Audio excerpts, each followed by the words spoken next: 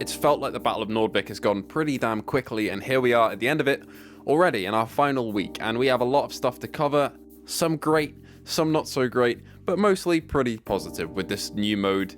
Well, I say new, returning mode with a few tweaks, Chaos Breakthrough, exclusively on Spearhead like the rest of the other modes that we've had. So this is the final assault taking back Nordvik, and the mode itself is 64v64. 128 player is back for a limited time for a week after it was removed due to demand by the community, and it is chaos. Movement speed is increased, projectile speed is increased, and I'll talk a little bit more about that later. But the mode itself is a lot of fun, but I find it fun in the way that I find Chivalry 2 fun, and that is that I can play it for maybe an hour or an hour and a half, and then I find that it's a little bit too overwhelming, there's too much going on at one time, but for that hour and a half, I'm having a lot of fun with it. You can't really make calculated plays as much as you can in the 16v16 modes like Rush and last week's Retribution event, but there still is opportunities to make good plays, they're just not as often and they won't really impact the game as much. This is all about all-out warfare with a lot of players on the map, and if you're not into that, it's not really going to be your thing, but for me, I find it a lot of fun. With this increased player count, you also get a lot more people using gadgets. The chances of your teammates running, say, SOFLAM and then an M5 launcher or AA is going to be a lot higher because there's just more people on the team, which means you'll see helicopters and tanks being taken out more, which sucks for tank and helicopter players, but for infantry who don't like to be farmed by them, they get taken out pretty quickly. It's infantry focused, at least in my experience, unless for some reason the players just don't notice the helos taking them out. But infantry do have a lot of say in how this mode functions. That being said, I do feel like the vehicle balance does influence the game heavily, and the reason for this is that projectile velocity is increased a lot, and a tank shell will fly a lot faster than it does in normal all-out warfare, making it a lot easier to take out infantry with it from a distance. So they're a lot more powerful in that regard. And also the vehicle balance between teams is a little skewed for the attackers. The attackers get a lot more vehicles than the defenders do, at least at the start of the mode. But I do feel like this is balanced better than last week's. I didn't really win at least one round as an attacker last week, but with this mode I already have. But I do feel like the attacker's advantage with the increased vehicle count can make it hell for defenders if they aren't utilizing their anti-armor properly. But then again, it's all up to how the players really decide to play. But in my experience, it hasn't been as bad as some other maps on Breakthrough when I've been farmed by helis and tanks, but they still can cause big problems.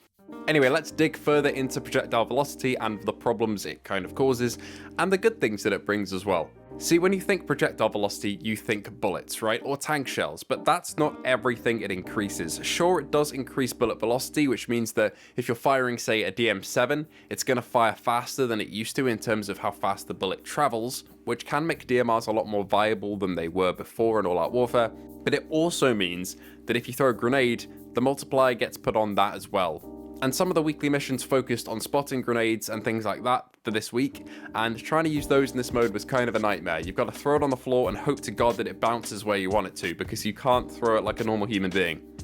Your character will absolutely fling it at Mach 10 towards your target, and it'll most of the time go flying straight over it or bounce straight back at you. It can make some quite funny moments with C5 and other grenade types, but for people who like using spotting grenades, it's kind of hell. And even though it's unintentional, I can see how it adds to the effect of the chaos mode. The ribbons once again to unlock cosmetics, which look completely fine this week. They're okay. I mean, they're not as good as the other 2 weeks, but I'm happy to take free cosmetics any day. Once again, the ribbons are pretty easy to get. You can get them in around maybe 2 matches, and there you go if you want to never play this mode again and just get the cosmetics. It's easy enough to do. Speaking of other cosmetics, the ones in the store this week are more focused on guns and tanks and not really player cosmetics apart from the free Casper skin, which does fit with the theme of the rest of them and looks pretty decent. Once again, I was the most impressed by week 1's cosmetics in terms of bundles, and that's the one that I'll probably go for before the event's over, but the other ones have been completely serviceable and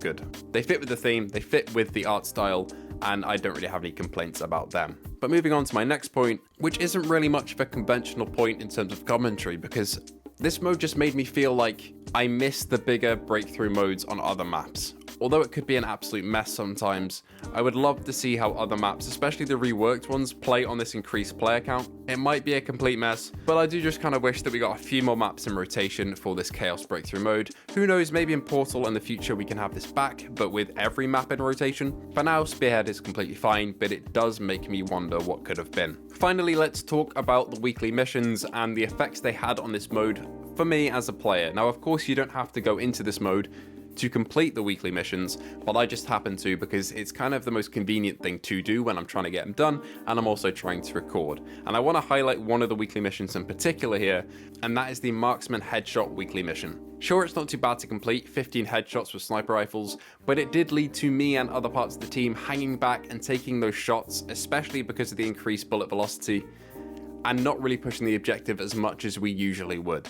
When I was playing with an assault rifle or an SMG, I would be on the objective trying to take it, getting stuck in, but because of those weekly missions, I saw a lot of people, and myself for a bit, hanging back and just taking pot shots at people. Sure, you can use that to your team's advantage to take out people in power positions, but most of the time you just get people trying to go for random headshots, and it doesn't really help the team.